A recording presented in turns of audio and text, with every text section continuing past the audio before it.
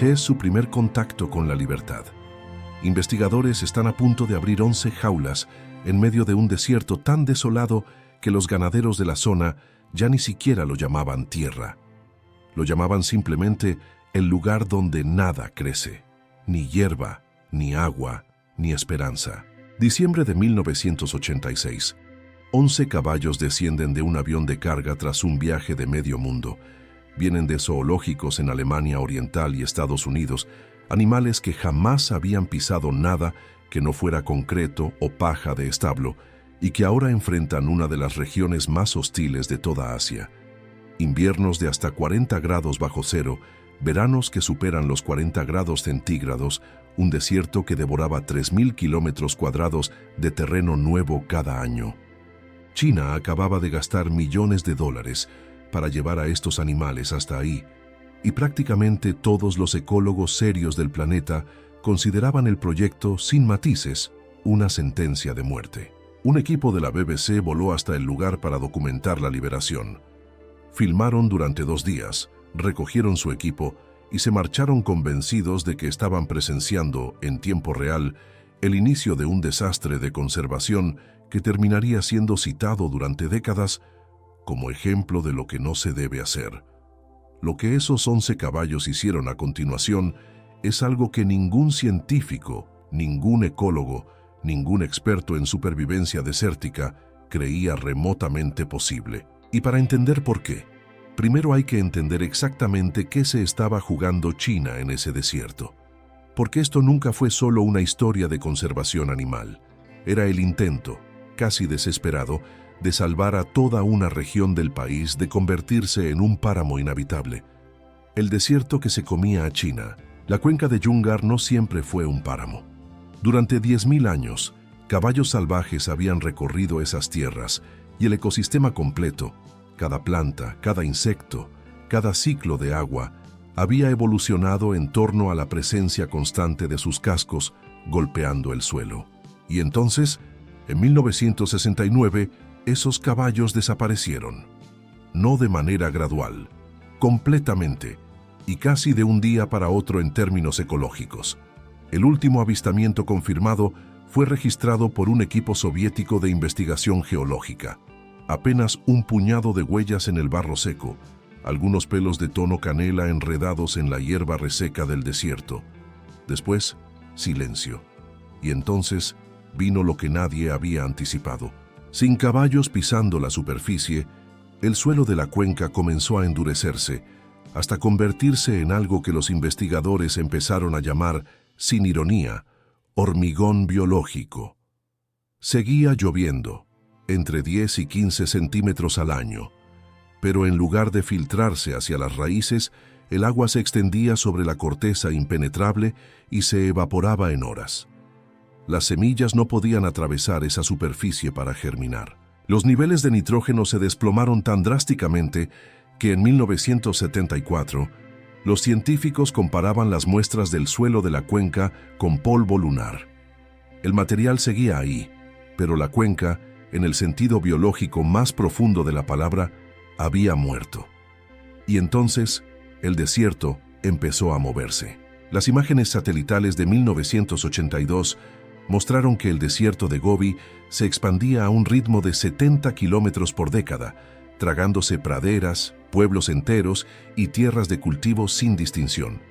Hubo que reubicar carreteras. Las vías del tren quedaron sepultadas bajo dunas que avanzaban sin pausa. Pekín, a más de 1.600 kilómetros de distancia, comenzó a sufrir tormentas de polvo que duraban días enteros. Y entonces ocurrió algo que convirtió un problema regional en una crisis nacional.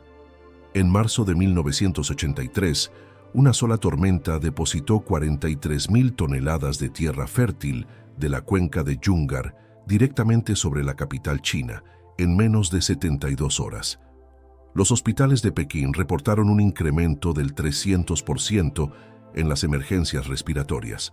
La gente se asfixiaba a causa de un desierto que ni siquiera podía ver, respirando un aire contaminado por suelo que había viajado miles de kilómetros para llegar hasta sus pulmones. China lo intentó todo.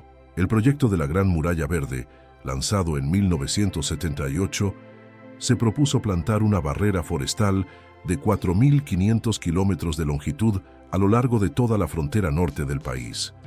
Era una solución que tenía todo el sentido del mundo sobre el papel. Si el desierto avanzaba, había que detenerlo con árboles. Pero el problema resultó ser el opuesto de lo esperado.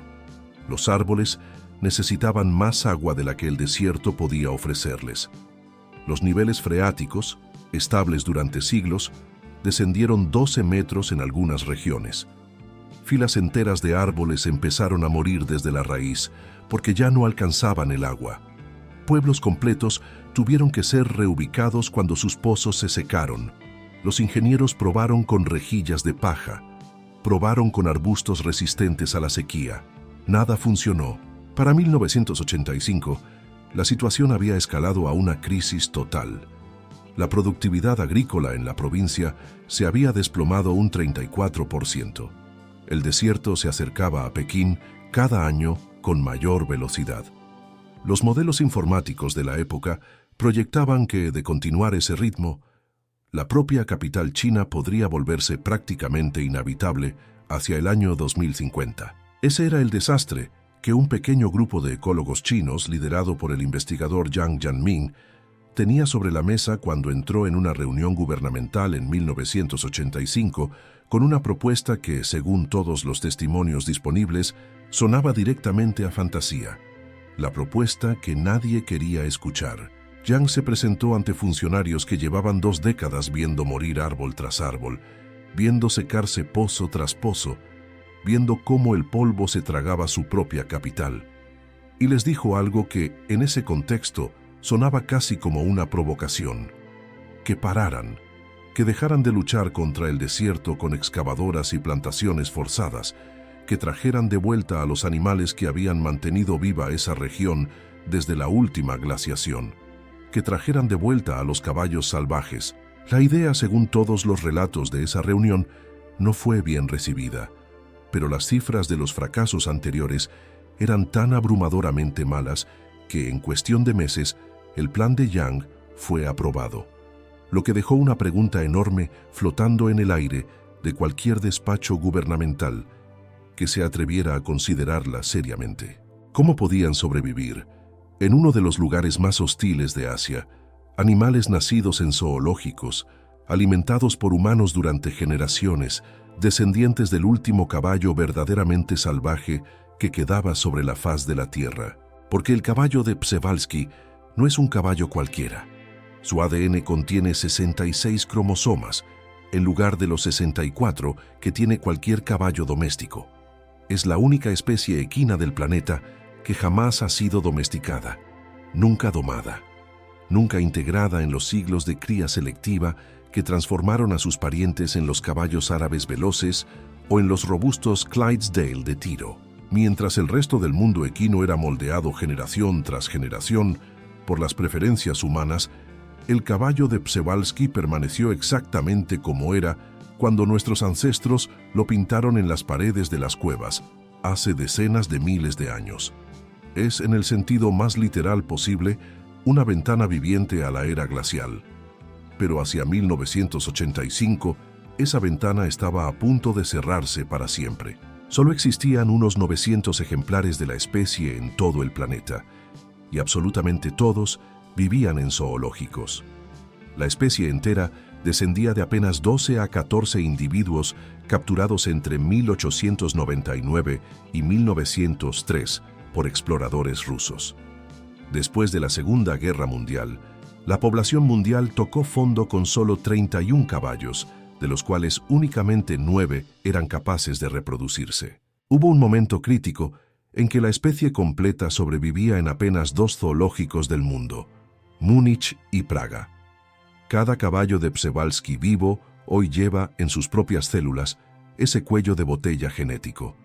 El simple hecho de que en 1986 quedaran ejemplares suficientes para enviar a China fue en sí mismo un pequeño milagro estadístico. El plan de China constaba de 3 fases: importar caballos de zoológicos occidentales y aclimatarlos en un centro de cría en Jimsar, trasladarlos a enormes recintos semisalvajes, enseñándoles de nuevo a comportarse en libertad, y finalmente liberarlos en la reserva de Kalamaili, 4.000 kilómetros cuadrados de uno de los terrenos más inhóspitos de toda Asia. Entre los primeros caballos trasladados a los recintos de Jimsar había un joven semental con una llamativa mancha blanca en el rostro. Los cuidadores lo llamaron Hong. Recuerden ese nombre. Va a volver a aparecer. Lo que las máquinas no podían hacer. El argumento central de Yang ante el gobierno chino no era simplemente que estos caballos lograrían sobrevivir, era que contribuirían activamente a reconstruir el ecosistema entero de la cuenca. Estos caballos no solo comen hierba, había dicho, diseñan paisajes, y una vez que se entiende exactamente cómo, la idea deja de sonar a fantasía y empieza a sonar a ingeniería evolutiva pura. Se reduce esencialmente a 3 mecanismos.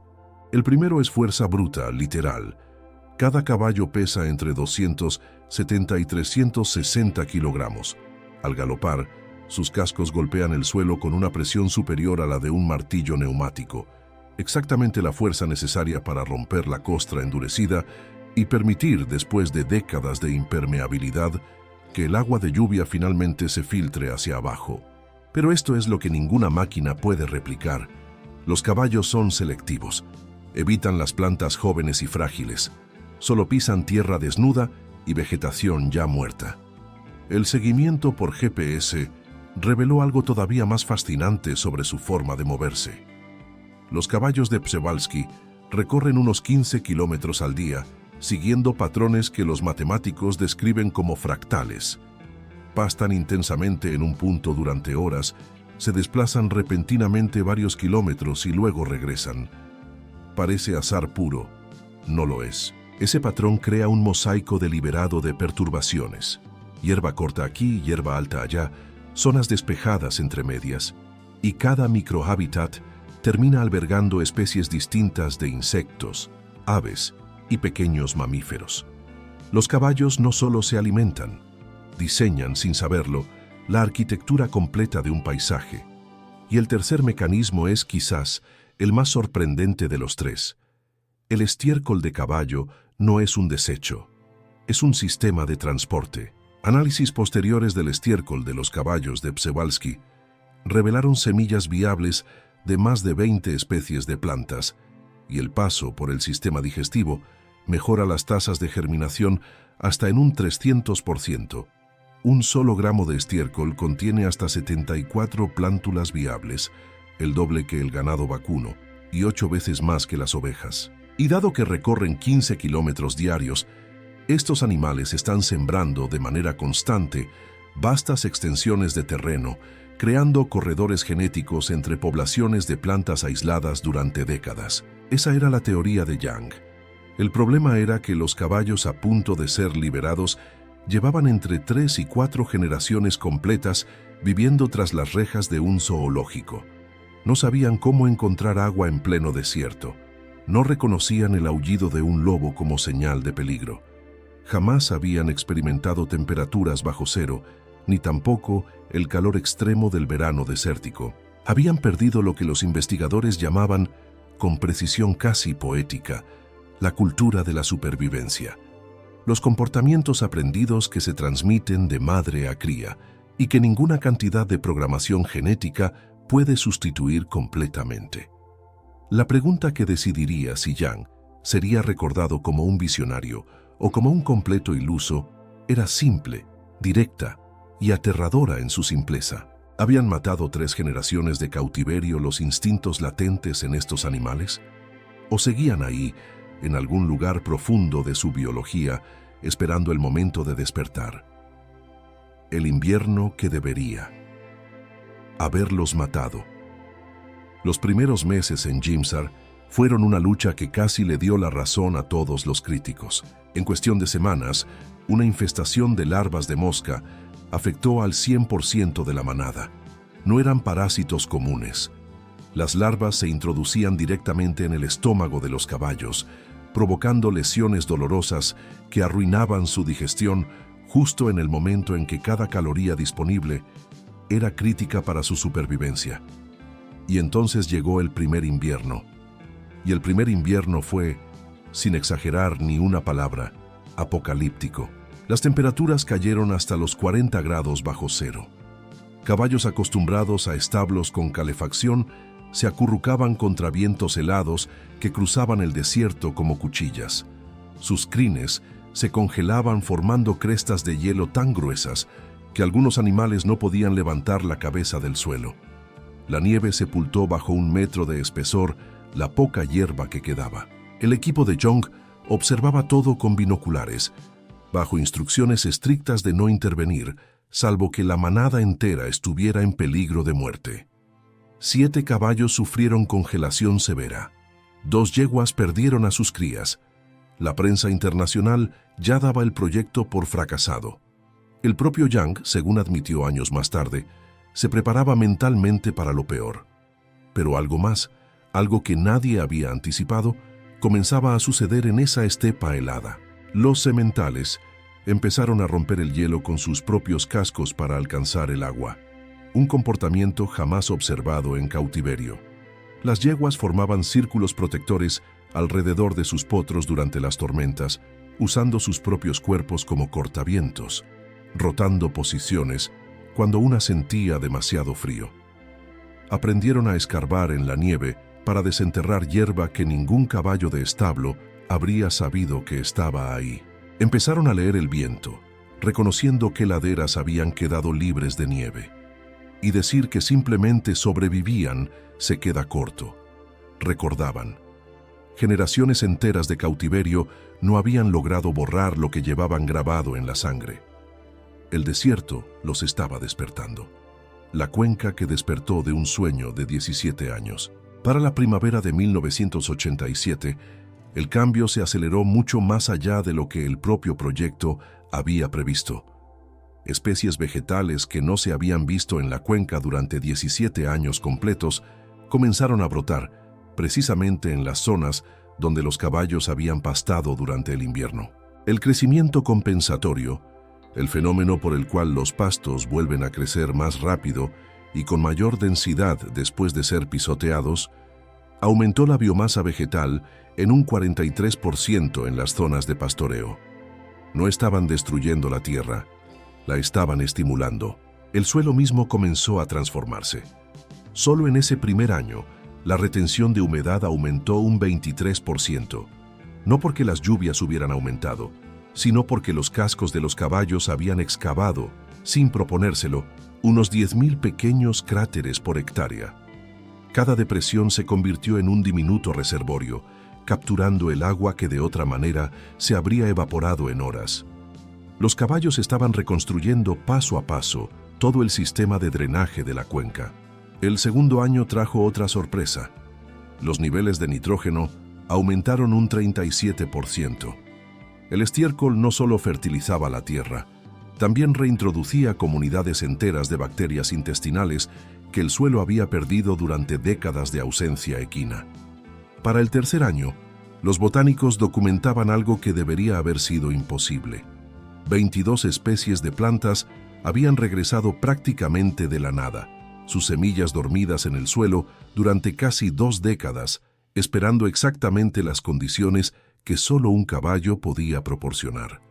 La cuenca de Yungar nunca había estado realmente muerta, había estado dormida. Pero sobrevivir a un invierno no garantiza recuperar a toda una población. Los caballos todavía tenían que repetir esa hazaña una y otra vez, y el segundo invierno pondría a prueba si aquel primer año milagroso había sido el inicio de algo real o simplemente una casualidad estadística. El día 8. Los caballos sobrevivieron al segundo invierno, y al tercero, y al cuarto. Y una vez que las plantas regresaron de manera consistente, todo lo demás siguió el mismo camino. Los escarabajos peloteros, ausentes durante 15 años, regresaron por millones. Los estudios de campo registraron 43 especies de insectos que no se habían visto en décadas. Los insectos atrajeron a las aves a pequeños mamíferos, y finalmente regresaron los depredadores, zorros, águilas y algún que otro lobo gris capturado por las cámaras trampa. Cada nueva especie añadía una capa más de complejidad al sistema. A finales de la década de 1990, la manada de Jimsar había crecido lo suficiente y la cuenca se había recuperado lo bastante para que el equipo de Young tomara una decisión que habría parecido una locura absoluta apenas 10 años antes. Iban a retirar las vallas. En agosto de 2001, el proyecto entró en su fase más audaz hasta entonces. Se seleccionaron 27 caballos para una liberación completa en la Reserva Natural de Kalamaili, sin cercas, sin alimentación suplementaria, sin ningún tipo de intervención humana. Solo caballos, en 4.000 kilómetros cuadrados de desierto que no habían visto a un solo individuo de su especie en 32 años. Entre esos 27 estaba Hong, el semental de la Mancha Blanca, ya completamente adulto, ahora al frente de su propio harén. Los científicos colocaron collares con GPS a varios de los animales, instalaron cámaras trampa en puntos estratégicos y contuvieron la respiración. Durante la primera semana, los caballos permanecieron a menos de 500 metros del punto de liberación, como si estuvieran atados a cadenas invisibles. Daban vueltas en círculo, mostraban signos evidentes de nerviosismo, no dejaban de mirar hacia los corrales que acababan de abandonar. Y entonces llegó el día 8. Fue justo después del amanecer. El viento, según las notas de campo del equipo, soplaba de manera constante desde el noroeste. El personal de la estación de monitoreo observaba la pantalla del sistema GPS casi por pura rutina, cuando uno de los puntos en el mapa comenzó a moverse.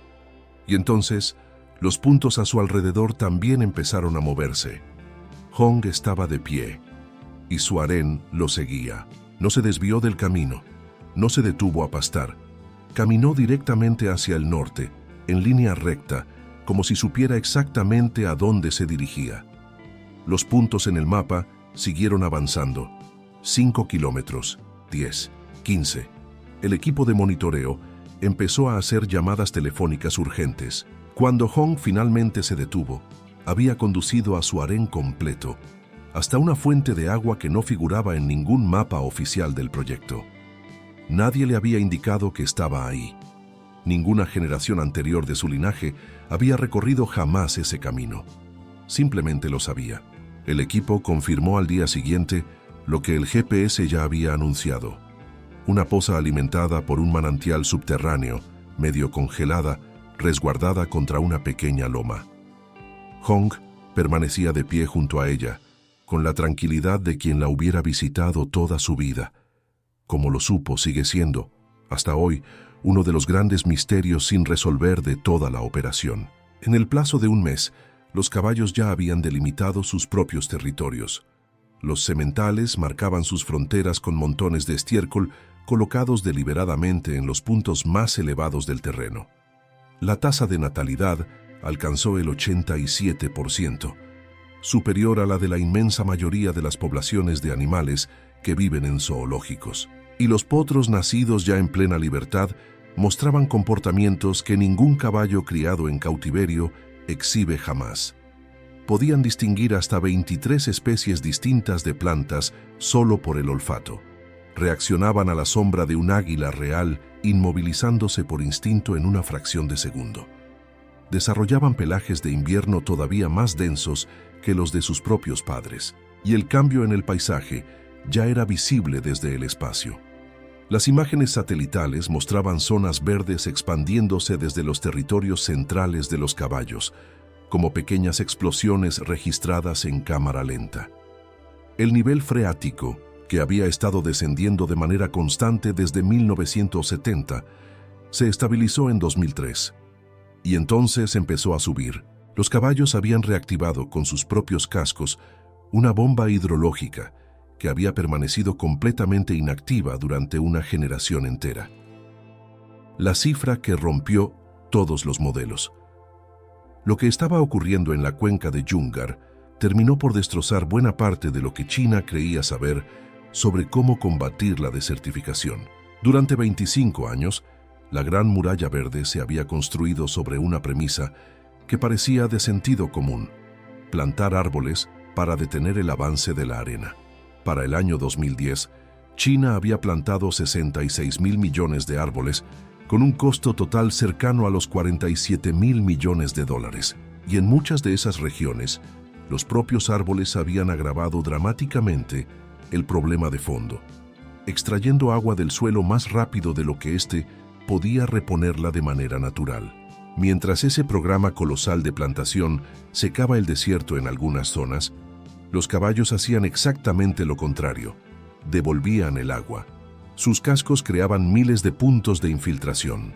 Su pastoreo mantenía vivas praderas que requieren un 90% menos de agua que cualquier bosque. Un solo caballo de Przewalski mejoraba la retención de agua en 50 hectáreas cada año. Y entonces alguien hizo los cálculos, y las cifras dejaron de sonar a ecología para sonar a pura economía. Restauración de suelo, $12.000 por caballo al año. Dispersión de semillas, $8.000. Retención de agua, $15.000. Captura de carbono, $7.000. Apoyo a la biodiversidad, $5.000. Total, $47.000 anuales por caballo. Para 2023, aquellos 11 caballos originales se habían convertido en 534. Esa manada gestionaba de manera efectiva 26.700 hectáreas, una superficie mayor que la de muchos parques nacionales, generando aproximadamente $25 millones en beneficios ecológicos cada año.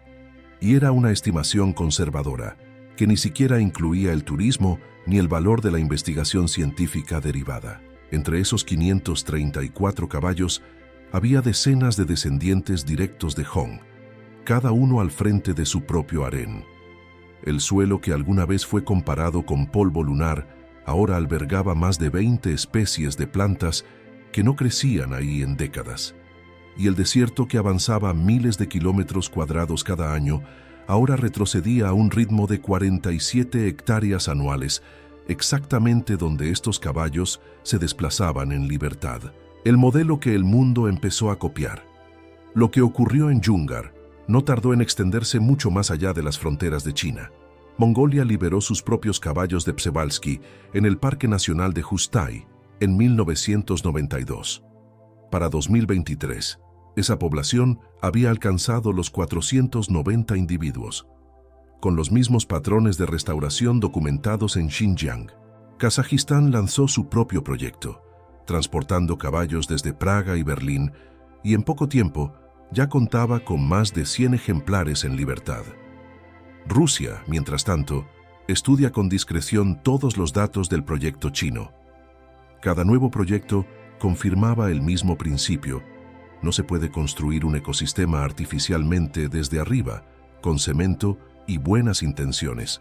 Hay que restaurarlo desde abajo, con soluciones evolutivas ya probadas durante cientos de miles de años. China está ampliando ahora la reserva de Kalamaili en otros 350 kilómetros cuadrados. El objetivo oficial es alcanzar los 2.500 caballos salvajes para 2040. Una población capaz, según los modelos, de restaurar más de 100.000 hectáreas de tierra degradada y capturar 43.000 toneladas de carbono al año. Si lo logran, la cuenca de Yungar se convertirá en el primer desierto de la historia humana, documentada en ser revertido no mediante la siembra masiva ni la ingeniería civil, sino simplemente por las pezuñas de caballos en libertad. Los ingenieros que olvidamos cómo activar. Los 11 animales que descendieron de aquel avión de carga en diciembre de 1986 nunca fueron solo un puñado de ejemplares en peligro de extinción que se estaban reubicando por motivos de conservación. Eran, en el sentido más literal posible, una tecnología biológica perfeccionada por la evolución durante cientos de miles de años, capaz de diseñar y mantener un paisaje entero con una precisión que ningún equipo de ingeniería humana, con todo su presupuesto y su tecnología satelital, había logrado igualar en 25 años de intentos. Solo había que recordar cómo activarla. Solo había que dejar de intentar hacerlo nosotros mismos y dejar que los verdaderos expertos, los que llevan pezuñas en lugar de planos de ingeniería, tomaran el relevo. Y esa es quizás la pregunta incómoda que el caballo de Przewalski nos obliga a hacernos. ¿Cuántos de los desastres ambientales que enfrentamos podrían resolverse recuperando a los ingenieros ecológicos originales que llevamos décadas extinguiendo, en lugar de seguir invirtiendo miles de millones en soluciones de diseño humano que una y otra vez terminan fallando. El bisonte que dio forma a las praderas norteamericanas, los lobos que mantienen el equilibrio de los bosques europeos, los elefantes que cultivan, sin saberlo, las sabanas de África. Durante toda la era moderna, intentamos manipular la naturaleza desde fuera, convencidos de que nuestra ingeniería podría superar a la suya. Pero la naturaleza ya había creado la solución mucho antes de que existiéramos para necesitarla. Simplemente la destruimos. Y después, durante demasiado tiempo, olvidamos por completo la receta. 11 caballos bajaron de un avión en 1986, en un desierto que todos daban por perdido. Hoy, ese mismo desierto retrocede, hectárea tras hectárea, exactamente donde sus descendientes todavía caminan. A veces la solución más sofisticada no es la que inventamos nosotros, es la que ya existía, esperando en silencio a que alguien tuviera el valor de devolverla a su lugar.